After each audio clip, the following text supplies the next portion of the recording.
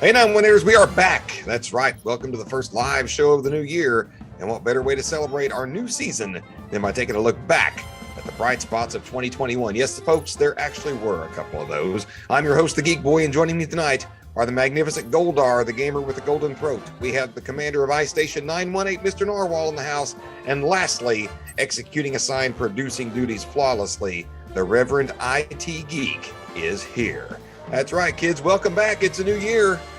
But in many ways, it is third verse, same as the first, as we continue to lose entertainment legends at an alarming rate. But before we get into that, I want to check with the panel. How's everybody doing tonight? Whoop, whoop. Well, I don't know. Apparently, you can't see me giving you the finger anymore. I don't know what's going on over there. Hey, I'm a little out of practice, but I've done this in over a month, like a month and a half. I know. Hey, man. It was funny. Right before we came on, you were like, hey, it looks like we're actually going to start on time tonight. And I'm like, this guy just jinxed us. Sure enough, this guy jinxed us. We're going to have something. And sure enough, you missed the finger. You know what? It wasn't a catastrophe. This is true. I mean, if that's all it is after tonight, that's the worst we end up and everything. Exactly. Yeah. If that's the worst we end up with tonight. Knowing how our stuff normally goes, if that's the worst we end up with, we're going to be in great shape. Exactly. So I want to welcome everyone who's tuned in. As I mentioned earlier, the Northern Command Post has now made its transition into Ice Station 918, as everyone can see. Goldar's back with us this week. We got the Reverend. If those of you that are tuned in, if all one of you, if you are liking what you're seeing, please leave a like and share this video. Also, if you are not already following us on Facebook, please consider doing that.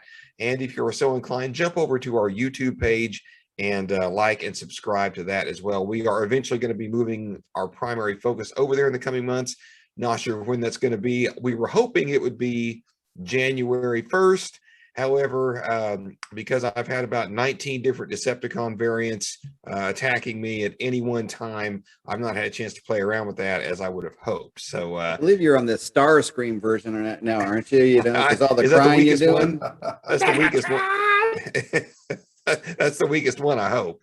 But I gotta say, one piece of programming that did not take a hiatus. Actually, we've had a couple. Actually, the live shows had, but we've had a couple of pieces of programming that did not take a hiatus. One of them, Mr. Goldar is in charge of. So Goldar, why don't you tell us what's happening over there with the Nightcrawlers? And I think we've started a new game, have we not? Yeah, we posted a few episodes here and there. So first, I had some technical difficulties that I finally got sorted out. But in the process of doing that, I basically had to switch how I was recording, so I no longer have a face while I'm recording some of the games, but we got my audio. I tune in. I know, right? Like that's the best part, seeing my face as things happen. So I'm gonna try. Was it just you just weren't showing up because of the camera issue? What was that issue? So the issue was that I was using an Elgato external capture card for everything before. But I kept running into issues where I would spend an hour, sometimes an hour and a half recording. And on my PC, it looks like everything is recording, everything's fine. Right. But then when I go back and watch the footage, it froze within the first 5 minutes. So I basically recorded an hour and a half for nothing. So sometimes that can be kind of painful, depending on whether you went to a certain save point or not. Painful. So certain understatement, Mr. Goldar tonight, folks. Right. So certain parts I don't want to play again. Like, I enjoy playing games. There are certain parts of games that I don't want to play again because they were so hard. So what I did was I switched to an internal capture card, which is inside of my PC. But the difference is this is a 4K capture card. So not only do I need a game console capable of 4K output through HDMI, but I also need a 4K monitor for it to work as well. So I'm not recording in 4K. It's 1080p. It'll work backwards compatible. But this particular piece of software by Elgato for the 4K capture card doesn't allow for webcams, which is odd because Christmas. The 1080p one does allow for webcams. So I'm not sure why they decided to remove it. Maybe because it was drawing too many resources at once to be able to do all of that. Oh, yeah. CPU utilization, or memory, graphic card memory issues. Basically couldn't keep up with the bit I bet it's rates that and middle stuff. one. So yeah, Yeah. So That middle one. middle one. so the only thing I know to do is to consider recording with another separate camera that's not connected to the PC at all, and then trying to sync up the audio and video together, which would extend the amount of time it takes to record a session. But we'll see if I can find like an easier way to approach it. But in the meantime, I posted an episode of Aliens Fireteam. I played the first campaign. First campaign was pretty fun. It looked like a lot of fun. Yeah, I was going to say we need to get the team together for that. Yeah, it's definitely a fun game. I played most of the way through the second campaign. And it's even more fun. It gets even more interesting because now they're dipping their toe into things that occurred in Prometheus. Where you're really? going back to some of the planets. Some of the planets where the architects, or no, I'm sorry, the engineers were from. Engineers, yes. Right. Hey, I just got to say one thing, that when you're playing that one, if a ship starts to fall on you, do not run straight. Run to the left, run to the right. One of those two, just don't fall on the same. Don't let the ship just fall on top of you. You got other avenues. And whatever you do, if the guy who might look like a Nazi poster boy asks you to look into an egg, don't do it. Don't do that either. I'm quite sure there's some hints there that are quite, golden little nuggets of experience there that maybe we should share for those playing. Oh, absolutely. In case no one got it, that was comedy, so we're gonna give a laugh. No one else was laughing, so thank God my little board does. So Well, there's only 2 people watching. Lori Vanpool is though. Lori Vanpool is here. Good to see her. To be honest, actually, it's Lori and myself because I'm watching it on my phone. So, well, I'm watching it on my phone too. So, well, what the hell? The fake news, man. Fake freaking news, man. More fuel to the fire to switch to YouTube, right? That's right. Right. That's right. Can't trust big fan. You can't trust big fan. That's what it is.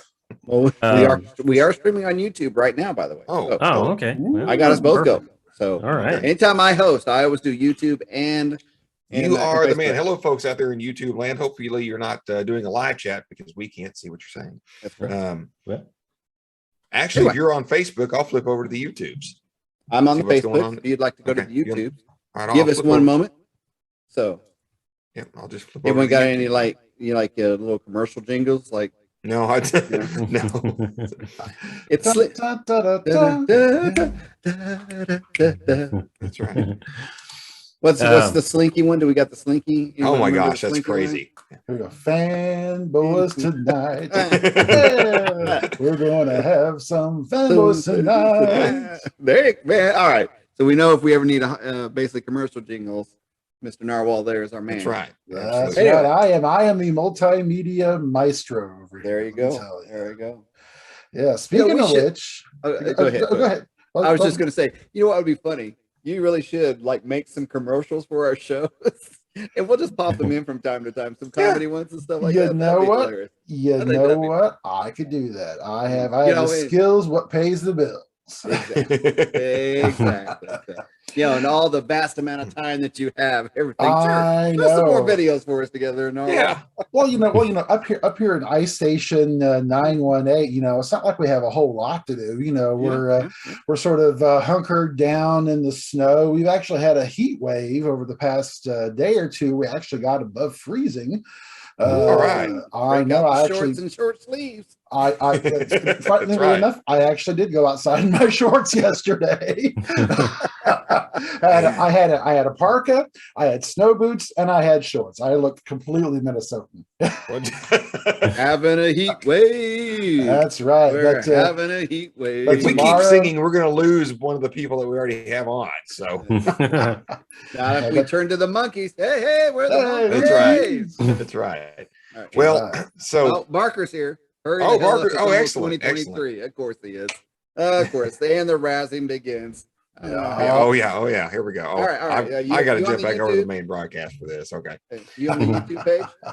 So Mr. Narwhal. Yeah. But anyway, We've do we need to finish up with yes, please. with Yes, Nightcrawler? Well, I Yes. think we kind of got sidetracked there, and a little bit. Yeah. Anyway. Can't imagine that would happen with us. No, never. Not on our broadcast. Exactly. We posted Aliens Fire Team, so I'm planning on playing the second campaign because the androids show up and they come in full force during that one. So Oh wow. it's gonna be a fun one. We also posted the first episode of Days Gone. I saw that. So far, my first impression of the game is that it's kind of like The Last of Us, but it has a less epic story to start off with. The Last of Us very much built up like a very cinematic introduction to the series, whereas this kind of just drops you right in and you're kind of doing stuff and you're playing a game. But a lot of the mechanics are similar, where you look for pieces of scrap metal and you start building some of your weapons. Like, for example, wandering out in the wilderness, I can find birch trees and I can make arrows as I go, which is something that I really wish that I could have done in The Last of Us, because there were so many times where I needed arrows very badly and I didn't have them. And it's funny because I was doing that just the other day. I was walking around in the woods and there were birch trees and I could make arrows. Yeah. But you have to do that up there at that ice station 918. Exactly. Well, we got to take care of the polar bears. They tend to come in, and the wampus. So Man, I heard the wampa infestation is really bad this year. It is. I'm just Vicky curious. Lynn Burke is in the house tonight, by the way. She's watching. How hard is it to shoot a bow and arrow from the back of a tauntaun, though? That's what I need. That's a good question. It takes practice. It does. Okay. All right. Anyway, man, we're just all over the board. I know. We got to rein this back in. We do. We do. Mr. Narwhal. Yeah. So we spent 20 minutes talking about night crawlers. What have you got for us with the latest Fanurism Flicks? What you got? Well, Fanurism Flicks has been busy this entire time that we've all been on hiatus.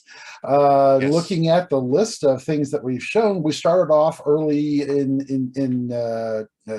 December with Ninja Busters. I don't know if anybody watched that, but that is one of my favorites. It's a lost classic of the 80s.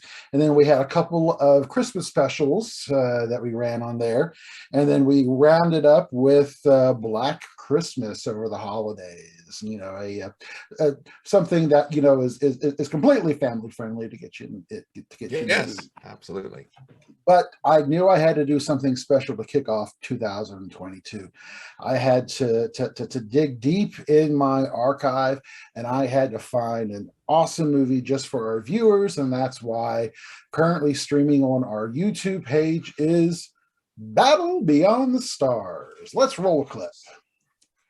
All right.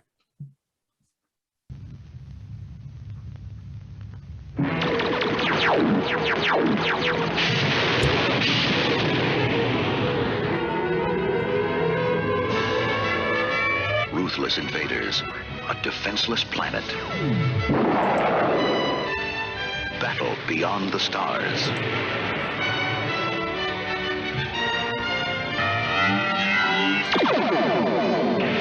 A lone youth escapes on a last-ditch mission that begins at the edge of the universe.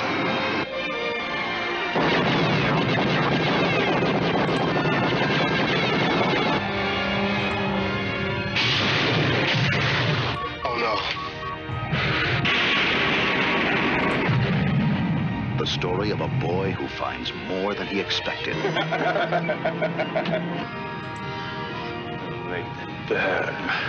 And all he can handle. Does your species have kissing? Oh, yes. We have that. Try one. That's a hot dog. It comes from Earth. Do you like it?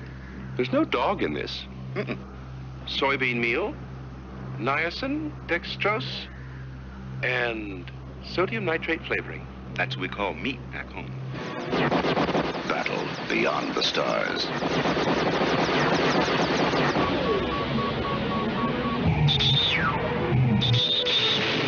Starring Richard Thomas. George Papard, Robert Vaughn, John Saxon,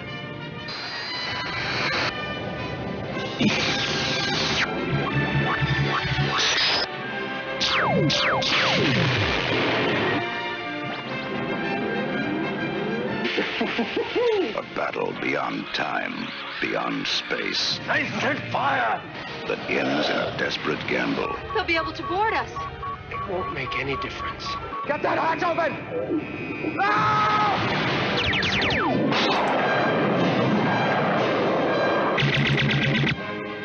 Battle beyond the stars.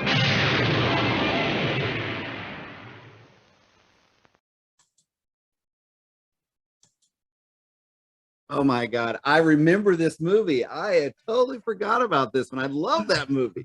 Oh yeah, I had totally forgot about this one. It is a classic. I mean, is. star-studded cast. There. Stars. Yes. Oh my God. Yes. and not only that, it kicked off the careers of two of Hollywood's maybe brightest shining lights, depending on how you look at the definition. One of which is the gentleman who did the soundtrack for that film, James Horner. Yes. Who did so many awesome soundtracks. And he actually rewrote some of them too. Like I think he recorded Battle Beyond the Stars about 3 different times for 3 different films. Technically, no, they didn't. What they did is they just literally took the recordings from that one there and it's a Roger Corman film. They reused as much as they could from every film that they did. And this was in fact Roger Corman's biggest box office hit and his most expensive film that he ever made. So yeah. Oh wow. Yeah. And the other person whose career got a jump start off of this is some little independent filmmaker. He's one that most people have never heard of, James Cameron. Yes. James I think I've heard of him before. Art director, wasn't he? Art director, production designer, or something like that. Exactly. He was art director, production designer, and model maker. He started off as the model maker. And as happens with a lot of Roger Corman films, he's over there making models, and Roger comes up to him and says, "Hey, you want to do this job?" He's like, "Sure." So he got another job, and then a little while later, they need someone else to do something else. So then he became art director. You know, it's one of those things where there's no lack of opportunity on a Roger Corman. That's right.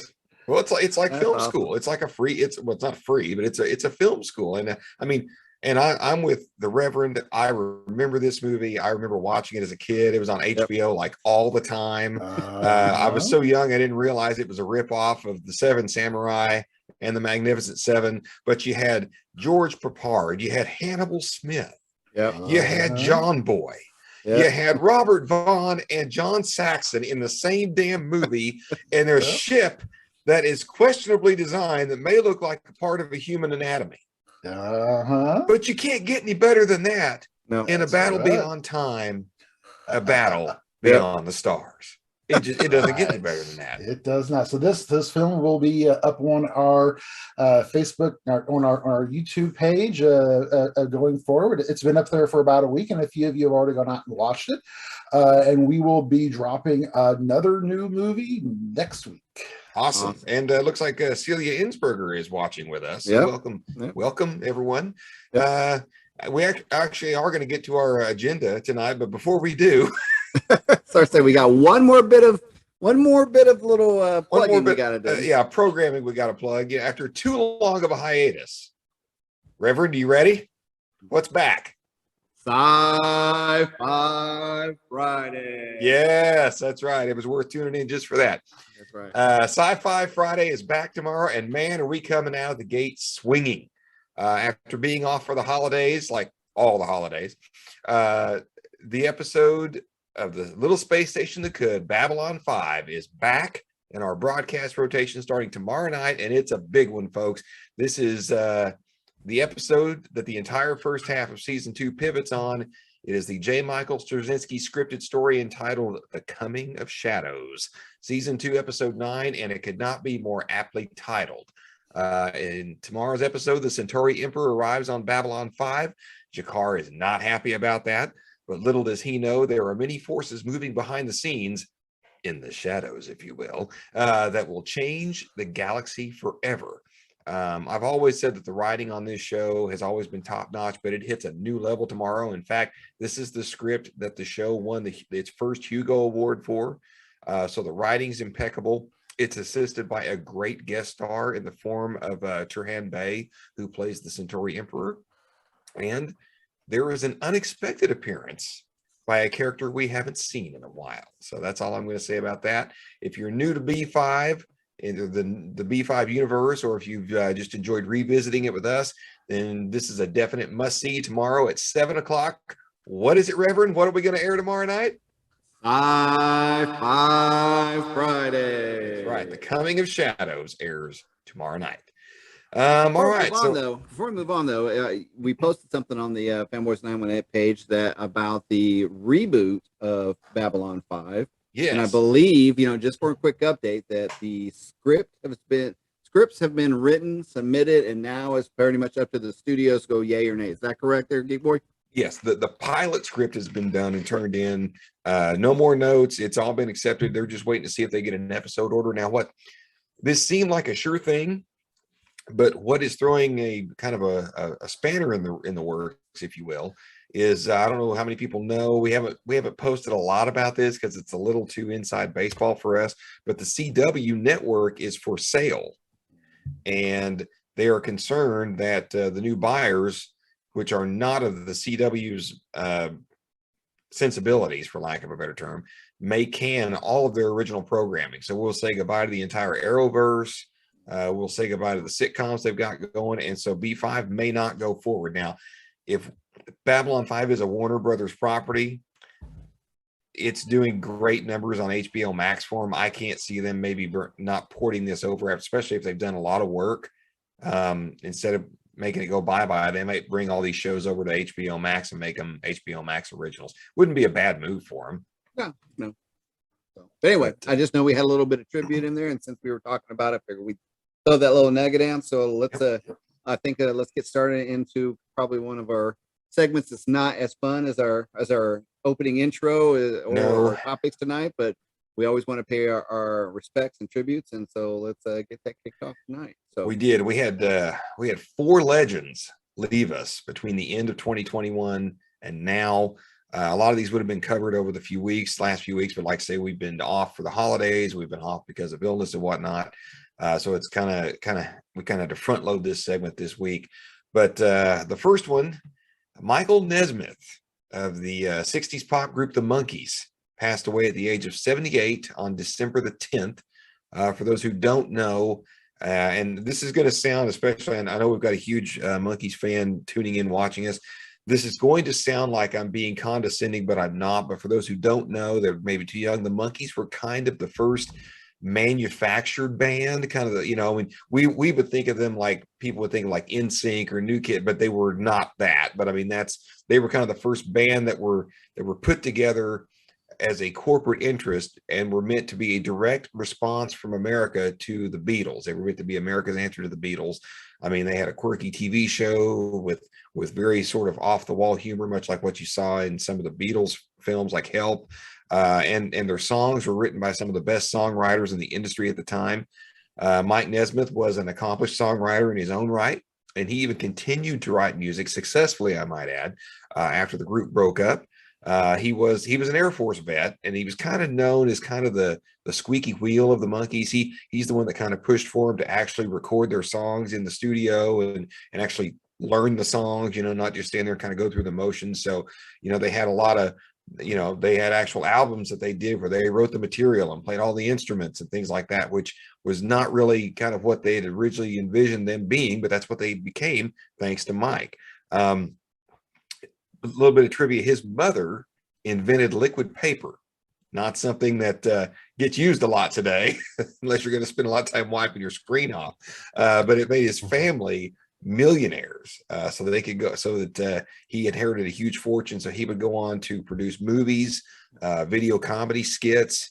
As a matter of fact, he founded, and I'm sorry, the name of the company was Pop Clips, I believe. No, Pacific Arts. Pop Clips Pacific Arts was his company, and they actually kind of pioneered the music video format with something called pop clips back in the 1970s. He was an author of at least 3 books, and I believe he even started touring again back in 2013 with the remaining Monkees after the death of Davy Jones. I think there was a Monkees revival when we were in high school. I want to say around 87, 88, and he was the one kind of holdout. He really didn't feel the need to go revisit that, but apparently when Davy Jones passed, he did feel the need to join in again. In fact, ironically, he had just toured as recently as November of 2021 with his son backing him up. So, we lost a music legend who kind of pioneered his own path, and so that's kind of sad. But in addition to that, we lost not one but 2 acting legends. Anyone want to tackle one of those? Well, technically 3. I mean, but that's true. That's right. I was thinking more of a comedy side, but yeah, you're right. There were 3 left, 3 actors that we lost. Yeah. So let's start with old Bob there. Who want to take on Bob Saget? Yeah, I'll take Bob. So yeah, we were, sadly disappointed to hear that Bob Saget passed away January 9th. From what I understand, the circumstances of his passing are still being sorted out. Early toxicology says that it wasn't drugs, despite him having, a history with that. It sounds, based on what it could be, the only other things could be heart attack or stroke. Yeah. But he passed away in his hotel room. It was after he had done a show that night. And he had spoken to his wife just shortly before that, and she described him saying that he sounded very happy and thrilled how the show went. So it's sad to hear. Bob's most popular work that everybody's seen is Full House. He was cast as Danny Tanner in the late '80s and played that character through the '90s, and even reprised his role as Danny Tanner in the Netflix version of Fuller House. One thing that he's been very popular for is making cameos all over the place. He's made an appearance in Half Baked. He's been in other things such as Entourage as well, and done a lot of work. But things that shock people about his career is that we've always considered him to be the wholesome dad that taught us, life lessons after school. But, he came out with this comedy special. I'm trying to remember the name of it, in the late '90s, early 2000s. That took people by surprise. But it certainly did. Yeah. It did. I remember the Queen and I actually sitting in the living room watching it, and we were just laughing our asses off. But some of the stuff we're like, there was one line that he's like, what was her the friend of his daughter from the Full House, not Gibbler. Oh yeah. Yeah. So basically, he made some off screen. They were, there was references of basically when she got older that they were hooking up and stuff. So I was like, what in the world is this all about? So you're right. His stand-up was definitely not the wholesome Danny Tanner that we expected.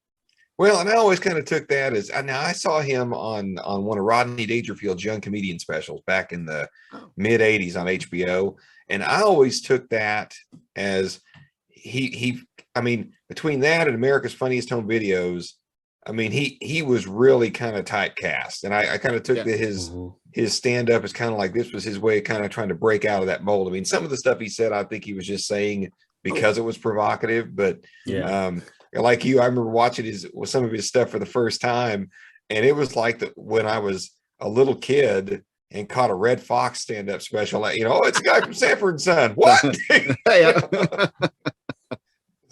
Well, and a lot of people don't realize or remember that he was a very important character in How I Met Your Mother. He was the narrator of the future Ted Mosby. Yes. Yeah, that's right. So now he's definitely got a long legacy and respect. Not as long as some of our other people on the RIP. So Mr. Narwhal, do you want to take Mr. Sidney Poitier? Ah, Yeah, Sidney Poitier. This one, you know, there are legends in the industry, and then there are people like Sidney Poitier. You know, his importance to film really can't be understated. You know, his career, you know, goes back into the 50s, 40s, and 50s.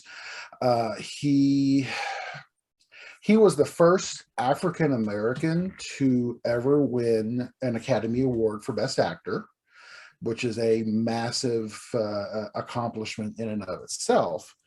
That was for the 1963 release Lilies of the Field.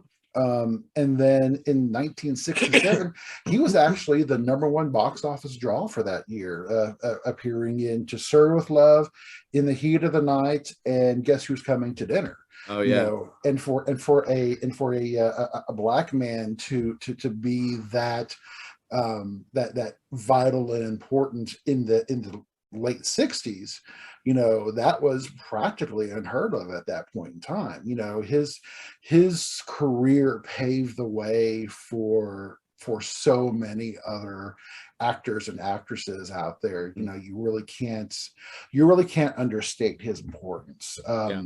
you know, I forgot about From Sir to Sir with Love. I knew there was one I was forgetting, and then when you named it, that was the one, because I always go to In the Heat of the Night. You know.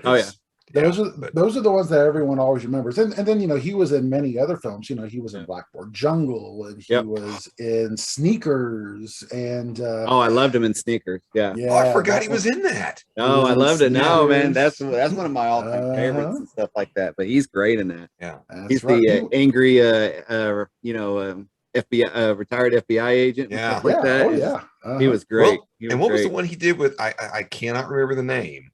But it was him and Tom Skerritt and Kirstie Alley, and they were like hunting somebody in the mountains or something like that. I want to say that was like Hard Target, maybe. Yeah, or something like that. I can't remember the name of it, but it played at our theater for like 3 days. But but yeah, I mean, it was a good movie. I mean, it was great. Well, you know, not everything that he was involved in though was an instant classic. There's one that a lot of people don't realize that that he was involved. He was the director of a legendary flop movie that most people go, what? Sidney Poitier directed Ghost Dad. Oh, no way. He did. He was the director. He actually had a fairly substantial filmography as a director as well. His biggest film that he directed was Stir Crazy with Gene Wilder. No kidding. He directed that? He directed Stir Crazy. Yeah. Wow. That was a great movie. Yeah. So, like, you know, he obviously had a lot of skill and talent in that area. You know, it just on one occasion you run into a Bill Cosby shaped hole, and a lot of people ran into a Bill Cosby shaped hole apparently. Yeah. So, but yeah, you know, he passed away at the age of 94, I believe, and he had a quite long life and quite long career, and he will be very much missed. Man, I tell you what, Narwhal, you said it perfectly when you said his place in Hollywood and in film history cannot be underestimated. I mean, like, he didn't just break new ground. I mean, he broke the ground, dug the foundation, plowed the road. I mean, he did it all. And I mean, and matter of fact, I was doing some research because I wasn't sure who was going to do what. And there was an interesting quote by him.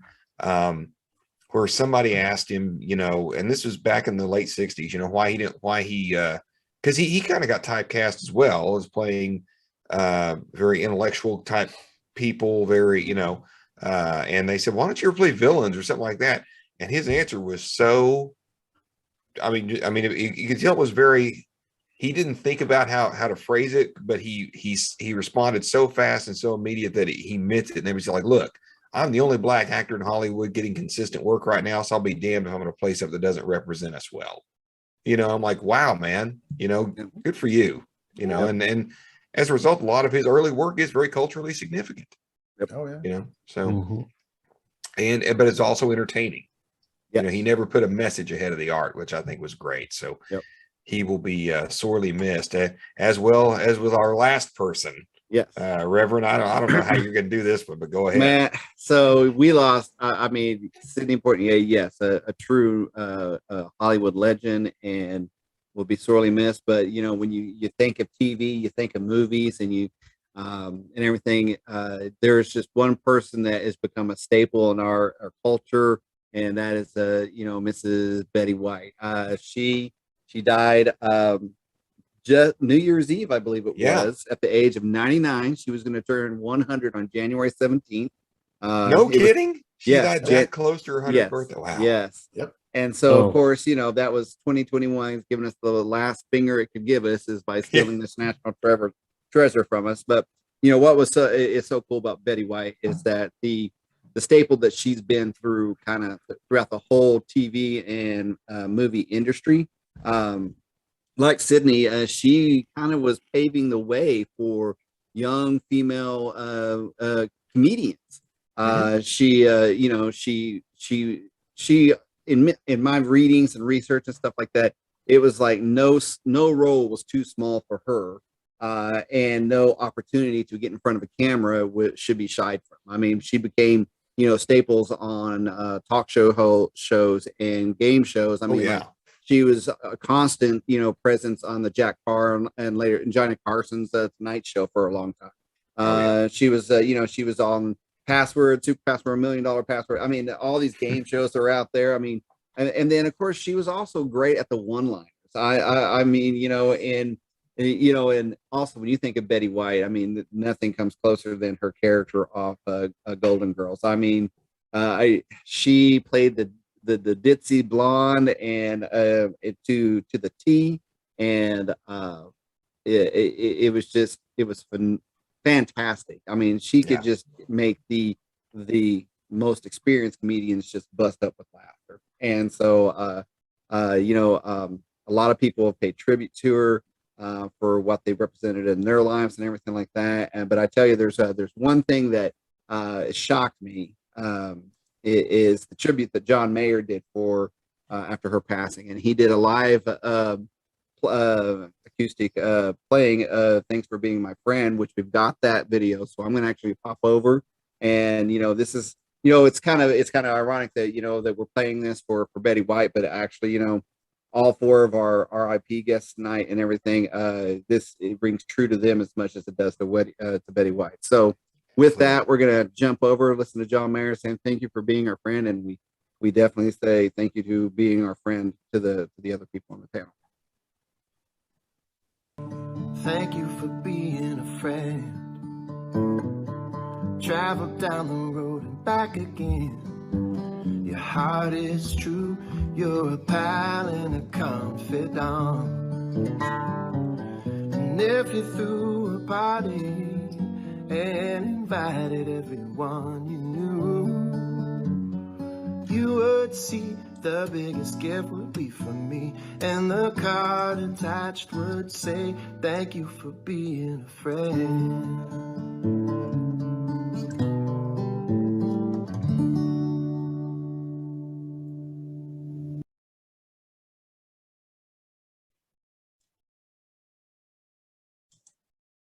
All right, that was John Mayer, and thanks for being a friend. So with that, hopefully let's pick the show up a little bit and have a little more fun and get to it. So all right, Geek Boy, where are we going? Yeah, let's go. We're going to get on our main and only topic for the night. I guess you could say that our RIP segment was a topic of its own, but we're not going to do that. We're going to get on our main and only topic for the night. We decided to kick off the new year by taking a look back at our top 10 movies of 2021. And we decided, probably correctly, looking at the time right now, to do this in two parts.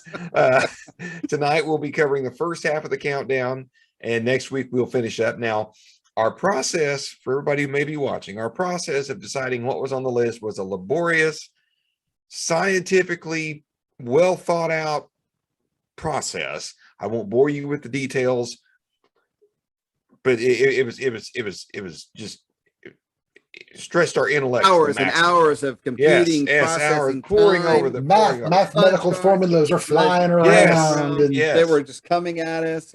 We even had to we go to had the Bruce old, Star break out the whiteboard for God's sake. Anyway, exactly. I mean, we went to the old punch card like computers with, John dropped them one time, and so we had to re-put them all back in order just to get this all straightened That's out. right. For you, the viewers, you should be appreciating it, loving it, and getting into it. Exactly. But there were two criteria that were non-negotiable, and they are: first, we limited our picks to movies only, no TV series, nothing quote unquote, like no, like nothing like Stranger Things or anything like that.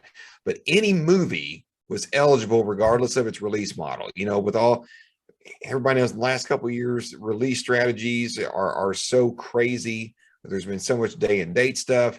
It didn't seem fair to disqualify a film just because it might be a Netflix original. Now, I don't know if there's any Netflix originals on this list, but if it was a movie, it qualified, and it came out in 2021, it qualified. Number two, unlike members of the Academy of Motion Picture Arts and Sciences, we actually limited our choices to movies we've actually seen. So believe it or not, the mighty fanboys 918 can't see everything. So if there's a movie that was left off the list, it could be that we haven't seen it. And if it doesn't, if it's one of your favorites, it doesn't show up, please put it in the comments or let us know in the chat.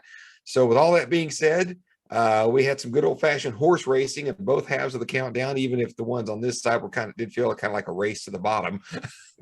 but again, it was the bottom of our favorites, right? I mean, is that really a bad thing to be the bottom of the favorites? So I should also suppose that I should add that since we got this little group started by being mean fanboys, we did decide to indulge our more baser instincts, and we're also going to share our biggest disappointment of the year.